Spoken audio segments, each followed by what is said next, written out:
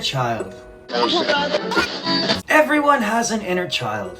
You know, that perpetually sticky-fingered little goblin who lives in your subconscious, just waiting for the perfect moment to turn your adult life into a chaotic circus. It's the part of you that screams, I deserve this, every time you buy a $7 coffee even though rent is due. But let's not pretend the inner child is cute. This isn't some cherubic Hallmark kid frolicking through a meadow.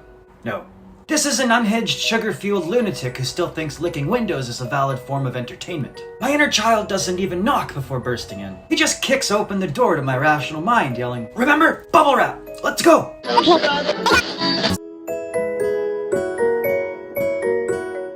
The inner child has no concept of boundaries. I try to keep things classy. I really do. I floss, sometimes. Pay my bills on time, basically.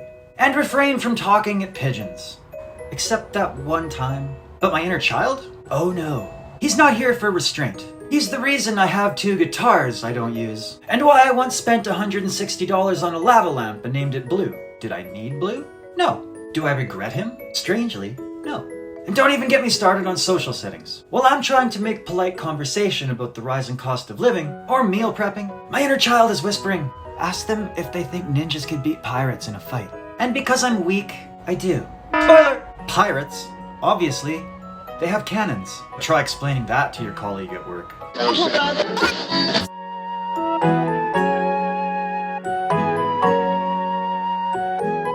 The inner child and money. A tragedy. Let's talk finances. The inner child doesn't budget. Budgeting is for boring grown-ups who don't believe in rainbow-colored poppets. Whenever I sit down to crunch numbers, like Jiminy Cricket, my inner child pops out. Me. We have to save. You know, for emergencies. Inner child. Counterpoint. Lego sets are on sale. Me. We don't need Legos. Inner child. I'm sorry, do you hate happiness? Now I'm the proud owner of a Millennium Falcon Lego set that's only 15% built because adult me realizes I have the attention span of a toddler on a road trip. The inner child and snacks. The inner child doesn't just influence how I spend my money. It also dictates how I eat. Oh, you thought I was going to make a quinoa salad for lunch. Cute. Inner child insists we have dinosaur-shaped chicken nuggets because they taste better when they look like friends. One time I tried to be healthy and I bought a bag of kale chips. My inner child was so offended he made me eat an entire box of Lucky Charms, just out of spite. He's a petty little gremlin like that.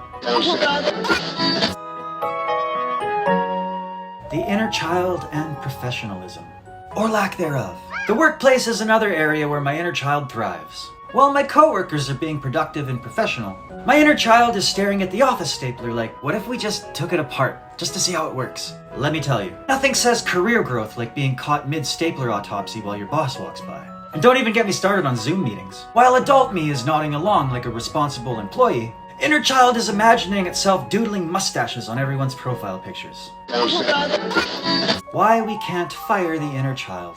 As much as I complain, the inner child isn't all bad. Sure, he's irresponsible and impulsive, but he's also the reason I still laugh so hard sometimes I snort. He's why I dance in the living room when I can maintain the illusion that nobody's watching, and why I sometimes spend entire afternoons lying in the grass, staring at clouds that look suspiciously like dinosaurs. He's the part of me that believes life should be fun, even when it's hard, and honestly, without him, I'd probably just be a boring adult who eats celery willingly and thinks self-care means buying green towels. So here's to the inner child.